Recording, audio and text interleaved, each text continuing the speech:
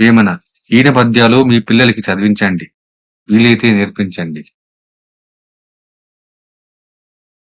అనగననగ రాగములు చేయుచునుండు తినగ తినగ వేమ తీయగనుండు సాధనమున పనులు సమకూరు ధరలోన విశ్వదాభిరామ వినురవేమ.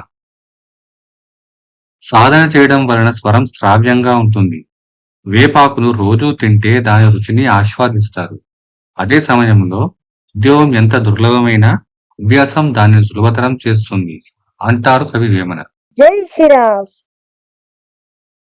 Practice is the only way to maintain a smooth voice all the time. Also, if you eat neem leaves daily, you will experience the sweet taste after a few days. Doing any work on this earth will be successful by practicing, says Kavi Vemana. జై శ్రీరామ్.